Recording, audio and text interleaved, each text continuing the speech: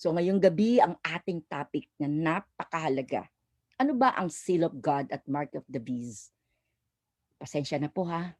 Sa totoo lang, napakadami po ang naniniwala na ang vaccination ang mark of the beast. Ako'y nalungkot at naiyak ako. Marami rin pong napaniwala na ang barcode na nakalagay po sa lahat ng binibili natin, ay 666 yan, mark of the beast yan. Marami rin po mga taong napaniwala na ang very cheap, microchip, ang mark of the beast. Naiyak naman ako talaga, no? Marami rin pong napaniwala na ang mark of the beast, mga kaibigan, ay yung pagsanib daw po, no? Sa isang kultong relihiyon. Mali po yun. Sa lahat ng aking nabanggit, pasensya na po ha, yun po ay pawang mali. So mali po yun ha. So kung titingnan po natin mga kaibigan, ang ating chronology ng ating last day events, no, mapansin po natin na karamihan po dito, ay makita natin na ang ating pong pag-aaral na katulad nito ay kailangan ang masusing at talagang panalangin sapagkat hindi natin ito sinusubaybayan kundi ibinigay ang blueprint na ito sa buhat sa banal na kasulatan at ito ay inaffirm ng spirit of prophecy. So spirit of prophecy ano po? Kaya kung titingnan natin, ano nga ba at kailan tatanggap ng seal of God at mark of the beast? Pangalawang katanungan, ay ano ba yung seal of God? At ano rin ba talaga ang mark of the beast? So hindi po pala totoo na ang COVID vaccination, no, yung tinatawag natin na mga bagay-bagay na yan ay hindi pala yan mark of the beast. So ating tingnan mga kapatid. There can be only two classes. Each party is distinctively stamped either with the seal of the living God or with the mark of the beast, no, of his image. In the great conflict between faith and unbelief, the whole Christian world will be involved. At sabi natin ito ay napakatinding conflict, no, sa mundo ng Kristyanismo at sa buong sanlibutan. As we near the close of time, the demarcation between the children of light and the children of darkness will be more and more decided. Kaya makita natin, kailangan po natin na totoo na atin talagang ma-experience ang born again. At yung tinatawag nating created anew in Christ. So meron pong walls of separation that divide the heavenly from the earthly and describe the difference between those who belong to the world and those who are chosen out of it. So sa mata ng Panginoon, talagang mayroon pong dividing, no? Meron talagang demarcation. Alin ba diyan ang anak ko at alin dito ang hindi? Alin dito ang pro-God at alin dito ang pro-Satan. So ito'y dapat natin pong sapagkat sa uling panahon, hindi pag-uusapan ang vegetarianism. Hindi pag-uusapan ang sarap kong manood ng TV. Hindi pag-uusapan, ay nako, addict talaga yan sa gadget. Hindi pag-uusapan ang tungkol, mga kaibigan, sa iba't ibang nilalarawan ngayon ng sanlibutan, kundi ang dalawa lamang na katunggali, no? At nag-iisang issue ay ang araw ng Panginoon. So sa atin ay makikita natin that there are lots of family members will be separated. Those who had been members of the same family are separated. A mark is placed upon the righteous.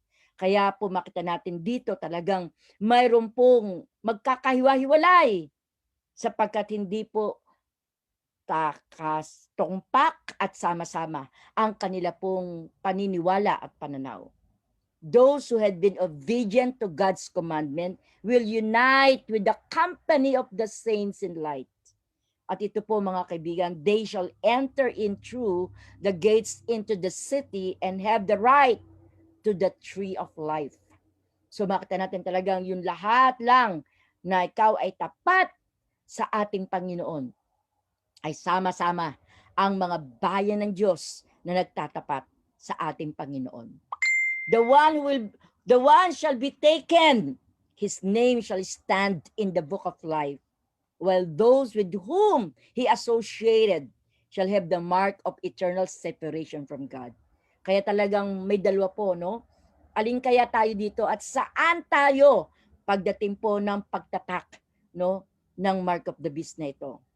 So paano tayo ma-judge? Kasi meron po mga tao katulad ng aking ama, namatay siya na hindi nakaalam ng katotohanan. So paano siya i-judge ng Panginoon? We have been given a great light in regard to God's law. This law is the standard of character.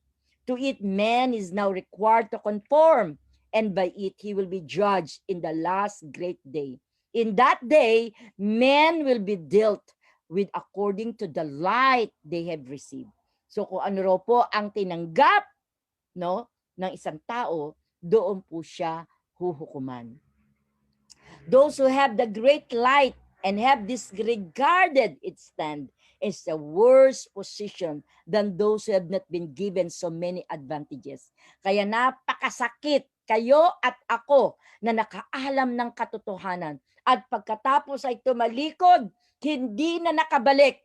Ito po mga kaibigan, ang pinaka-miserabling buhay ng isang tao. Yung hindi nakamatayan mo na at hindi ka na nakabalik sa Panginoon. So there's no such excuse for willful blindness. None will be condemned for not heeding light and knowledge that they never had and they could not obtain. But many refuse to obey the truth. Ito pang pinakamasakit sa lahat. Yung ikaw ay nakaalam pagkatapos hindi ka tumanggap sa katotohanan. No? And those who have the opportunity to hear the truth and yet take no pain to hear or understand it, thinking that if they do not hear, they will not be accountable. Ba, masama po yan. Kung, hindi ko na maalam yan eh. Hindi ko na malalaman yan. Pero mga kaibigan, nadinig mo at nagwalang bahala ka. Huwag mong sabing hindi ka accountable. Nadinig mo ang katotohanan. So wala puro excuse sa mga nagbubulag-bulagan at nagbibingi-bingihan. The decision of the last day turn upon our practical benevolence.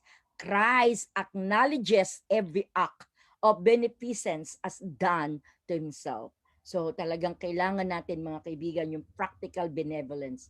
When the nations are gathered before him, there will be but two classes, and their eternal destiny will be determined by what they have done and have neglected to do for him in the presence of the poor and suffering. Kaya po talagang mahahati po ang mundong ito na ating ginagalawan, ang ating mundong ito na ating kinakatawan, mga kaibigan, ay mahahati sa dalawa. Dalawa lang po, the 5 foolish virgins and the 5 wise virgins. Hot and cold, there's no such lukewarm, mga kaibigan. At pansirang damo at mabuting tanim. Tupa or kambing. No, pro God o pro Satan. Kaya ito po mga kaibigan, saan tayo lalagay dito? Among the hidden are those who worship God ignorantly, those to whom the light is never brought by human instrumentality, yet they will not perish. Bakit? No, bakit po? Hindi sila nakaalam at yun lang ang dumating sa kanila. Pero sila po ay ignorante raw po nilang wino-worship ang Panginoon. Though ignorant of the written law of God, they've heard his voice is speaking to them in nature and have done things that the law required. So yung Holy Spirit na lang po mga kapatid ang talagang magpapaliwanag po sa kanila samantalang walang nangaral sa kanila. Pero nadinig nila ang kapangyarihan ng banal na Espiritu sa pamamagitan po ng mga nature, at gagawa ang banal na Espiritu sa kanila. In the day of judgment, some will plead this good deed and that as a reason why they should receive consideration. Pero ang sabi ng Panginoon, hindi kita kilala. Hindi ko kayo kilala. No, kaya po napaka-importante po sa atin dito, no, na akala natin ang mabuting gawa, ang mabuti po mga kaibigan na pagbibigay, pagmamagandang loob, yun na ang kapalit, no? Yun ang merits ng ating papunta sa langit, mga kaibigan. Nagkakamali tayo. Ephesians chapter 2 verses 8, 9, and 10. For you are saved by the grace of Jesus because of your faith, not of your good works, so no one could boast. So hindi po dapat ipagmalaki sapagkat ang ating kaligtasan ay sa pamamagitan lang po ng biyaya ng ating pong Panginoon. Yes, but your motive were so defiled by selfishness that the deed was not acceptable in the sight of the Lord. In all that you did, self was brought prominently to view. Kaya kailangan natin mga kapatid na hindi tayo mga selfish, no, yung may mga masamang motibo sa lahat ng ating ginagawa. Kailangan natin talagang selfless, ating Christ-centered na paglilingkod, mga kapatid. It is the motive that gives character to our acts. So ulitin ko it is the motive that gives character to our acts, stamping them with ignominy or with high moral worth. So talaga pong napakatindi po, mga kaibigan, ang impact nito sa atin. Kung anong motibo mo, kaya ka pala nagmamagandang loob, meron kang ibang dahilan at meron kang layunin. Kaya ka pala ganito ang ginagawa mo. Ano ba yung iyong motibo? So lumalabas talaga ang tunay nating karakter at yung din po ang ating motibo ayon sa ating pong ginawa. So ano ang seal of God? Iisa lang po, mga kaibigan, ang seal ng ating Panginoon. At bakit po sinelyuhan sa kanilang mga foreheads? No? Yung po ba? As soon as the people of God are sealed in their foreheads, it is not any seal or mark that can be seen. But, ito po, napaka-important. I'd like to underscore this. But as settling into the truth, both intellectually and spiritually, so they cannot be moved. So, samantalang sinelyuhan ka, mga kaibigan, ng seal ng ating Panginoon sa iyong mga noo. Hindi po yun ay literal na ganun po, mga kapatid. Alam natin, anuman ang mangyari, hindi ka magko-compromise. Tatayo at tatayo ka, mga kapatid. Kaya nga po, ang sabi ng Book of Education, page 57, the greatest ones of this world today are the ones of men. Men and women who will never bought or sold. Men and women who are honest in their inmost soul. Men and women who are not afraid to call sins by its right name. Men and women who will stand for the right till the heavens fall.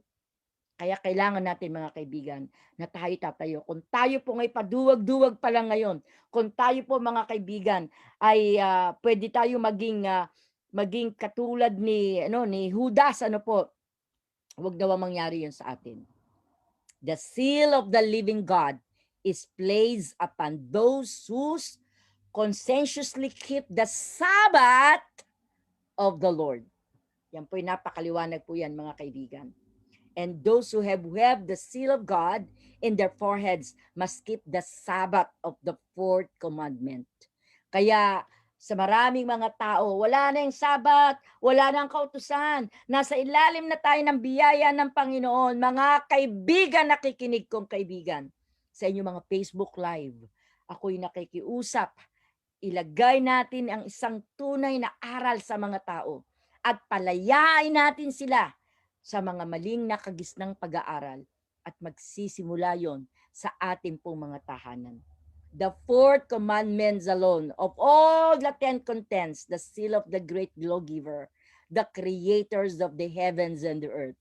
So dito makita natin, wala po sa 10 utos na makikita natin dito na siya ang lawgiver, siya ang creator, siya ang manilikha, at alam at nandoon sa fourth commandment, mga kaibigan, ang kanyang territorial, ang kanyang power, authority, and dominion, ang kanyang kanya pong pinakagawain. Makikita lang po yun sa apat na utos, sa ika-apat na utos sa 10 utos.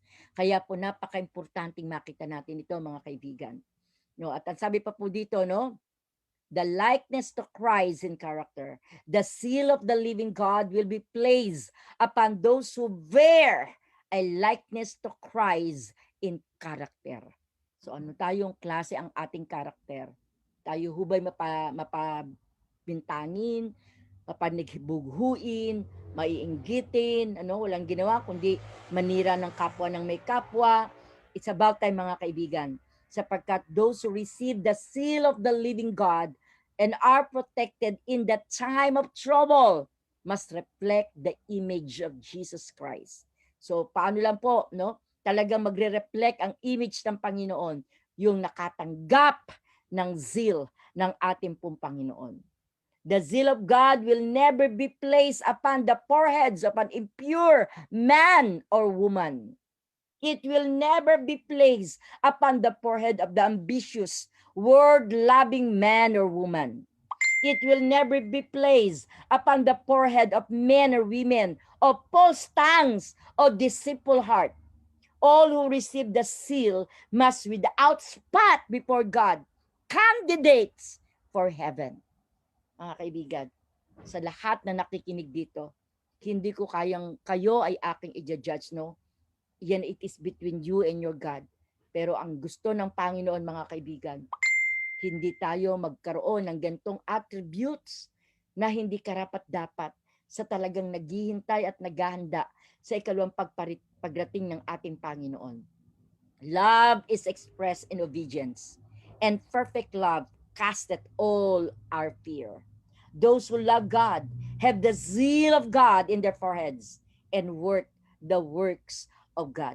Kaya kapag nakakita ka na, mga kaibigan, na parang kakaiba ang buhay nito. Kunwaring nagsasabing sila ang Panginoon nila ay si Kristo, pero wala sa kanilang Kristo. Minsan naroon sa kanilang simbahan ang pangalang Kristo, pero wala sa kanila ang buhay ng Panginoon.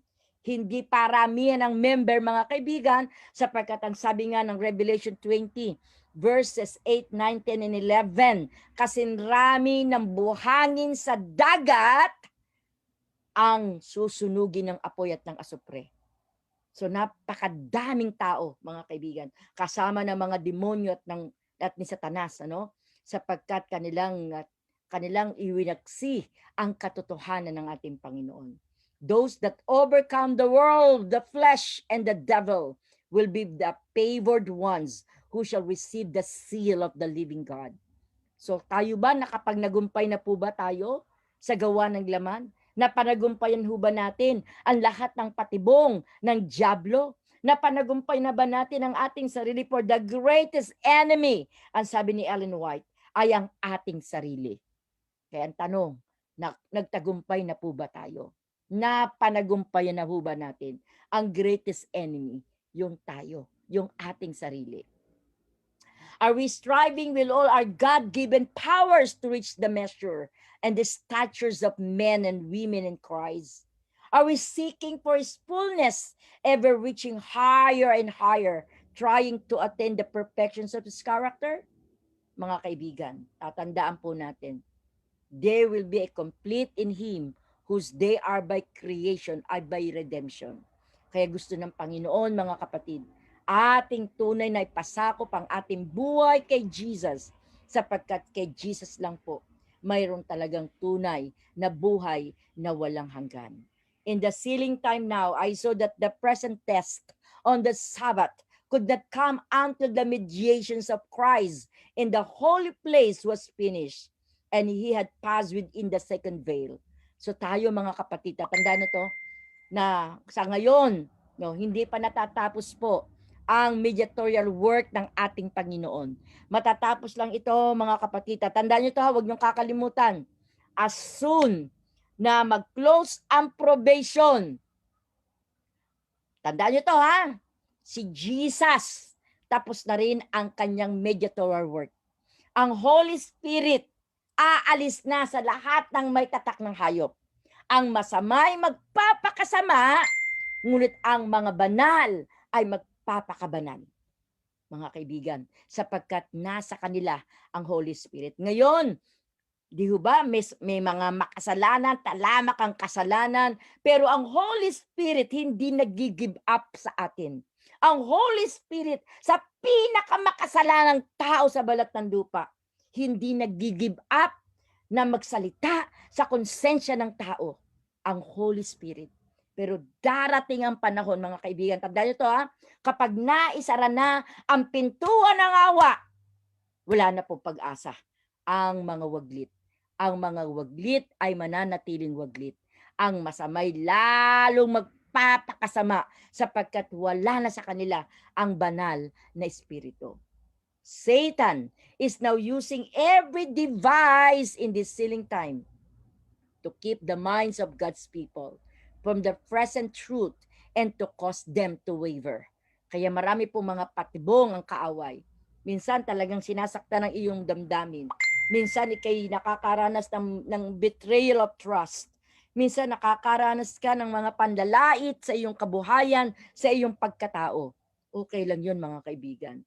Kasi kung titingnan natin ang ating mapapait na karanasang sama-sama together, ay napakagaang compare sa naging karanasan ng ating Panginoong Jesus.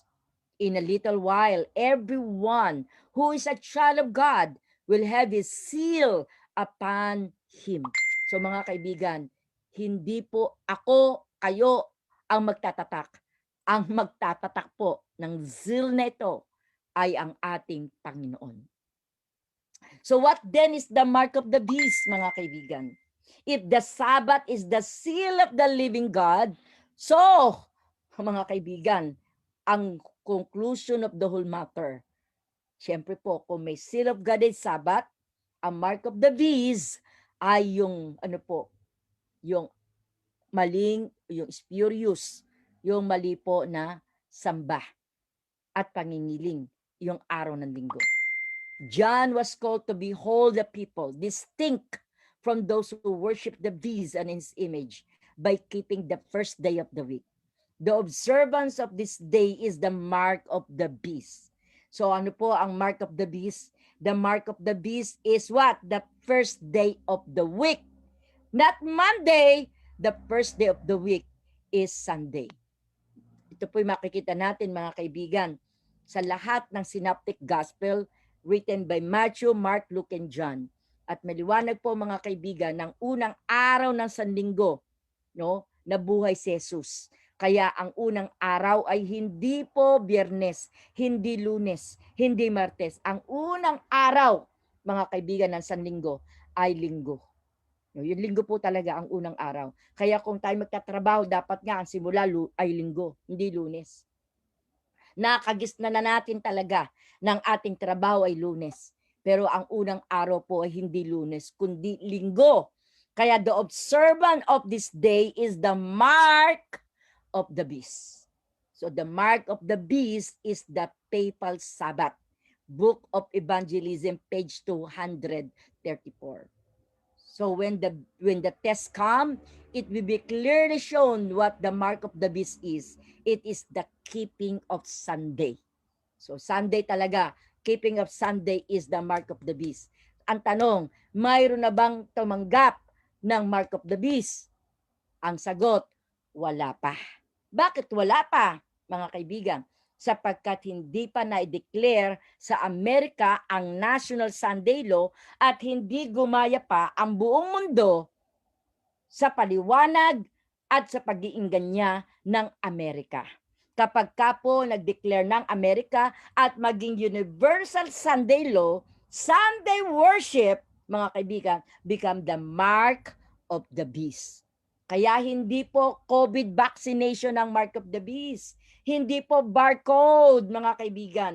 Hindi rin po yung ating mga berry chip at microchip ang mark of the beast. Mga kaibigan, hindi rin po mark of the beast ang pagpunta roon sa mga kulto. Ang mark of the beast, mga kaibigan, ay yung talagang pag dumating ang panahon na ang Sunday law ay inilathala na at ipinatupad sa Amerika hanggang sa buong mundo, kasama ng Pilipinas. This become the mark of the beast. The sign or zeal of God is revealed in the observance of the seventh-day Sabbath, the Lord's memorial of creation. The mark of the beast is the opposite of this, the observance of the first day of the week. Ako'y tuwang-tuwa, mga kaibigan. Marami po akong Bible study, pinupuri ko ang Panginoon. Ang sabi nila, ngayon lang po ako nakaalam. Kami taon-taon na lamang binabasa namin ang Pasyong Mahal. Taon-taon na lamang kami po ay nagpoprosesyon para amin pong pag-aralan itong Pasyong Mahal. Every Sunday, aming binabasa almost cover to cover itong Book of Catechism ng Katoliko. Pero mga kaibigan, may nakausap din akong Baptist, may nakausap din po akong born again Christians. Ang sabi nila, no, mga kaibigan, nagulat sila nung aking binabasa po ang gospel. Sapagkat naniwala naman sila na si Kristo'y namatay. Naniwala sila na si Kristo'y nabuhay na magmuli. Naniwala sila na si Kristo ay pinako. Kaya nung binabasa namin ang synoptic gospel of Mark, Matthew, Luke, and John, mga kaibigan, nagulat po sila. At alam ba ninyo, mayroon pong isang pulutong, maniwala kayo, sa banda po dyan, sa lugar po ng Tansa, isang iglesia ng born again, naging buong Seventh-day Adventist. Sa lugar po yan, mga kapatid. May isang pulutong sa Palawan, no, nakaalam ng katotohanan. At kung kayo makakapunta ng Palawan, no, kayo naroon sa Palawan, mayroon doong isang baryo. Wala pong ibang paniniwala. 100%, mga kaibigan, they are Sabbath keepers, they are Adventists. At isang araw ako pumunta roon sa Takras, no? Naging parang ako'y guest speaker po nila roon. Nagulat po ako. May nasagasaan pong baboy. Abay, talagang wala hong humipo sa baboy. Yung palang baboy po, naggaling pa sa ibang barangay, pero hindi roon sa Takras. Nakakahamangha. At meron din pong lugar doon sa Palawan, no? Ang tawag po ay Princess Orduha. 99.99% Adventist. Meron po roong napuntahan ako sa isang Karoray Island, isang isla sa Palawan. Nilalakbay ko po ng 3 hours sa pamamangka para lang makasamba ako doon sa isla ng Karoray Island. Nagulat po ako, mga kaibigan, doon sa pinakagitnang bundok at isla na yon. Talagang ako po'y luhaan ako.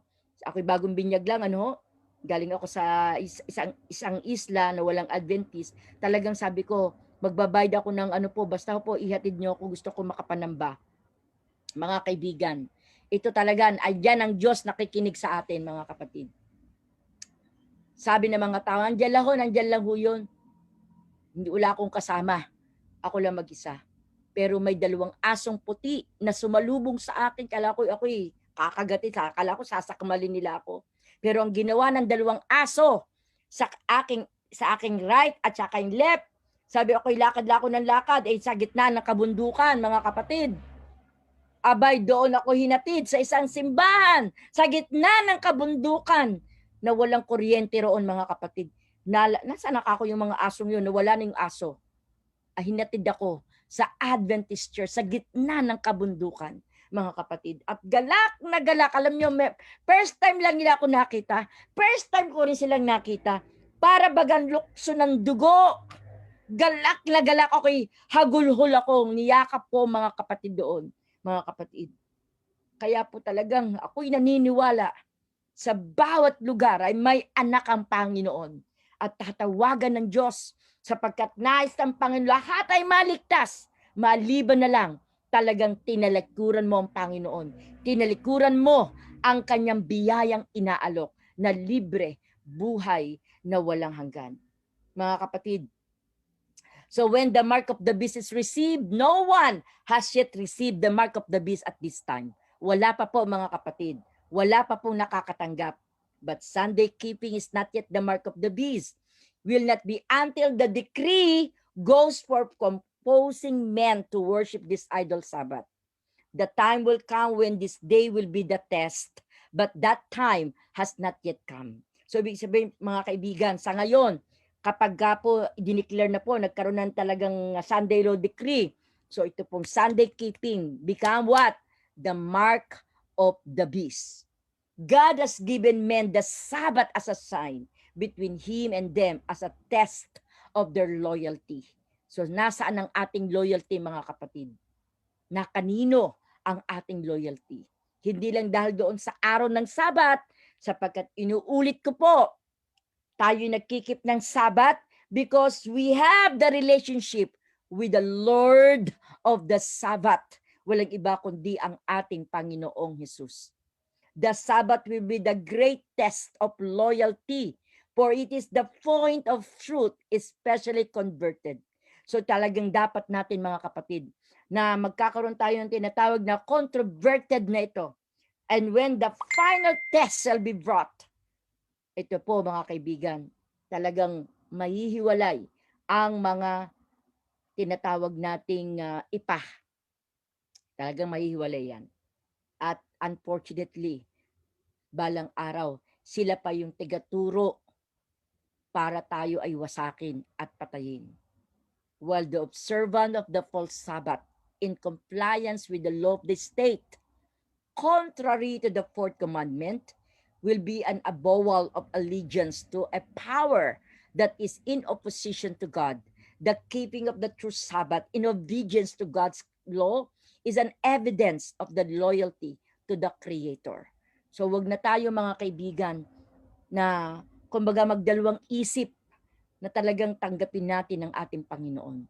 Naalala ko mga kaibigan, no, kung may papunta po sa Batarasa, ang Batarasa po ay 90% ng population po doon ay Muslim. Nung kami po papunta na roon, ano po, yung isang bus po sinunog ng mga bandido, no, bandidong terorista, no? Terorista po talagang sinunog at marami namatay. At nung kami po dadaan, sapagkat ang dala naming sasakyan ay government plate, kulay pula. Kami po ay isa-salvage din po. Talagang nag-aantay na lang ako na mamamatay. Pero bigla pong pinaandar ng Panginoon ang sasakyan. Kaya nagkaroon po ng habulan hanggang sa public roads and highways doon sa Batarasa. Meron po doon kaming parang yung pinaka headquarter po sa lugar ng Batarasa. Hinanap kami at hinabol kami ng bandido. Yan, totoo yan mga kaibigan. Kaya nung mga kasama kong mga engineers, kami po ay pinagbabaril. Pero kami po ay naroon sa gitna ng opisina. Sabi ko, mga kapatid ko, mga kaibigan, tayo lumuhod, mananalangin ako. Hindi ko na alam. Ang alam ko po mga kapatid, pagkatapos ng pagbabaril sa amin, sangkaterbang basyo ng bala. At saan ka makakakita? Butas-butas ang opisina ng Public Works and Highways sa pagsagasa ng mga bala ng baril na Armalite. Alam nyo mga kapatid, narinig lang namin nagtakbuhan ang mga bandido at naroon ang mga basyo ng bala ng baril. 3 inches malapit po sa amin pagkakaluhod. Nang kinabukasan mga kaibigan, pinuntahan po kami ng barangay opisyal doon sa lugar ng Batarasa.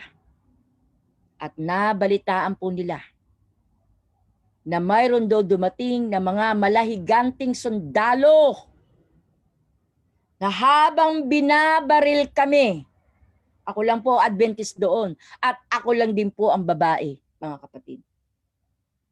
Biglang nagtakbuhan ang mga bandido At buhat noon, hindi na sila nagsibalik. Buhat noon ni isa, marami po kasi doon ay naglalason, kakainin ka ng buko, yung pala yung isang aged ng itak pala ay merong lason, susuka ka na lang ng dugo. Ni isang beses hindi ako nilason. Ni isang beses hindi na ako tinambangan. Ni isang beses wala nang bumaril. Ni isang beses, mga kaibigan, hindi rin ako na malaria. Ang tagal ko, 10 taon po ako sa Palawan. Kami na nag-develop ng buong Palawan. At ang katakataka sa lahat ng katakataka, ang sabi ng barangay official, paanong kayo'y nabuhay pa? Samantalang ang dingding ng buong public works po sa Batarasa, butas-butas at ang basyo ng bala, 3 inches away from us. At nabalita, mga kaibigan, na may sumugod na malahiganting sundalong puti doon sa opisina ng Public Works and Highways. Ako po ay bago palang binyagan, mga kapatid. Ako ay 4 na buwan palang nabibinyagang Adventist. At yun po ang lalong nagbigay sa akin ng courage na talagang ang Adventist Church, sorry po, ang tunay na iglesia ng Panginoon. Ang tunay na iglesyang nalabi. After 6 months, hindi ko na kaya, na naginip po ako, tinatawagan ako ng Diyos. At ako po, mga kaibigan, nag-resign ako sa good paying job ng Public Works and Highways. No turning back, mga kapatid. Sa panahon ng pagliligalig sa akin ng pamilya, sa panahon na ako'y pinipersecute, I don't care. Sapagkat alam ko, hindi bali na, basta't ang aking Panginoon, si Jesus. Kaya mga kaibigan, hindi lang dahil sa araw, sapagkat nakapaloob dito ang ating loyalty, mga kapatid, doon sa Lord of the Sabbath. Kapag ka nagkaganono, it will follow na ang pangingiling natin ng araw ng Sabat ay gayon na lang, mga kapatid. At doon ko po ito naranasan na ang katibayan ng pagsisikap na maging tapat, tutulungan tayo ng banal na Espiritu. While one class, by accepting the sign of submission to earthly powers, received the mark of the beast, the other, choosing the token of allegiance to divine authority, will receive the seal of God. Kaya meron po talagang enforcement kung paano po ito. So ang decree po dito, mga kapatid, ay magkakaroon po ng counterfeit Sabbath na ipapatupad po talaga. Ang tawag po doon ay National Sunday Law at magiging Universal Sunday Law. So none are condemned until they had the light, mga kapatid. Kaya makita natin dito na importante po para sa atin, mga kaibigan. Now, tayo'y magtapat na po. Hindi na itong panahon ng hindi pagtatapat. Hindi na ito ang panahon na nagdadalawang isip ka sa paglilingkod sa Diyos. Hindi na ito ang mga panahon, mga kapatid, na away-away, hati-hati tayo sa iglesia. Hindi na ito ang panahon na wasak ang ating tahanan dahil sa pride, mga kapatid. Hindi na ito ang panahon na tayo po, mga kapatid, no, sa ating mga anak ay malabakal. Grabe po tayo, mga kapatid, na magsuheto sa ating mga anak.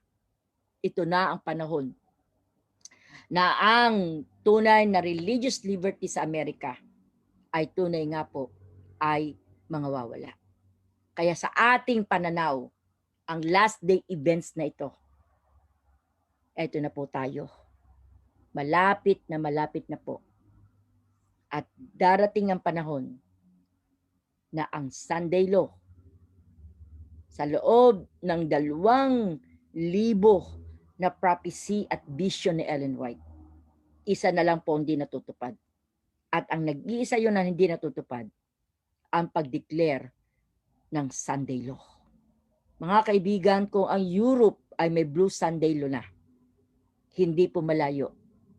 Ayon sa Biblia, ayon sa Spirit of Prophecy, matutupad po, mga kaibigan, ang National Sunday Law at maging Universal Sunday Law. mga kaibigan, when you are broken, bitter, and blaming, ginawa tayo ng Panginoon na buo at natanggap natin ang kanyang kapatawaran. When you had no hope, sapagkat kita natin ang gawa ng dyablo at naging kita natin ang nagagawa po ng pandemic na ito, si Jesus ang ating pag-asa. When you were too busy with the cares of this world, marami tayong pinagkakaabalahan, magpayaman, magpaganda. Ako ngayon nagtataka, ano po, yung kulot ang buhok, magpapatuwid. Yung tuwid ang buhok, magpapakulot. Yung itim ang buhok, magpapaputi at magpapakulay. Yung puti ang buhok, magpapaitim. Naano nyo ba yan, mga kaibigan? Naano nyo ba yan? Maraming pinagkakaabalahan ngayon ng tao. He interrupted you to show you what is eternal. When you were lost, hinanap tayo ng Panginoon. Tayo'y kanyang nirescued. Tayo'y kanyang niligtas. At ibinigay sa atin, mga kapatid, ang mercy at justice na alam natin sa huling panahon, tatanggapin natin ang karampatang reward sa lahat na magtatapat. When you were disappointed, Jesus taught you that disappointment can bring you to appointment He ordained. Sapagkat all things work together for good to them that love God, to them that are called according to His purpose. What an amazing grace, mga kapatid. What an indescribable love of Jesus, na si Jesus namatay sa krus ng Kalbaryo, binigyan tayo ng pag-asa. At ngayon, gabing ito, mga kapatid, huwag tayong matakot sa panahon ng kabagabagan. Huwag kang matakot sa panahon na i-declare ng Amerika ang Sunday law. Ako'y lulundag pa sa tuwa. Salamat, Panginoon! Darating ka na. Hayaan natin, mga kapatid, ang natitira nating buhay, ang natitira nating lakas, ang natitira pa natin, mga kapatid, na maaasahan natin si Jesus lamang sa ating buhay. Tanggapin na natin ang ating tagapagligtas. Meron ba sa atin dito na nakikinig sa Facebook Live, nagnais niyang ipasakop ang kanyang buhay kay Jesus? Meron ba sa ating kalagitnaan dito na punong-puno na ng bigat, hindi ko na kaya, ako'y nadidepress, nagkaroon ako ng anxiety, nagkakaroon ako ng panic attack, nagkakaroon ako ng ganito? Mga kaibigan, lumapit tayo kay Jesus. Sapagkat matagal nang hinanap tayo ni Jesus, at kay Jesus, mayroon tayong buhay na walang hanggan. Tayo po'y manalangin. Dakilang Ama na makapangyarihan sa lahat, ng may lalang ng langit at ng lupa, kami po'y nagpapasalamat ngayong gabi. Binigyan kami ng karapatan na mag-aral ng iyong salita, na sa kabila ng kabalahan, sa kabila, Panginoon, ng katakot-takot na kamatayan at karimerimarim na gawa ng kaaway, narito pa rin kami, Panginoon, binibigyan ng pagkakataon na malaman namin ng katotohanan, ang inyong tunay na zeal, ang araw ng Sabat. But darating ang panahon na mark of the beast ay ang opposite ng sacredness ng Sabat, ang Sunday worship, na kung pagkatapos na may declare ito ng Amerika ay maging universal, Panginoon, tulungan ang bawat isa na makatayo sa katotohanan at taglayin namin ang patnubay ng Espiritu Santo sa aming buhay. Ito ang dalangin namin sa pangalan ng Panginoong Jesus. Amen. Amen. Amen.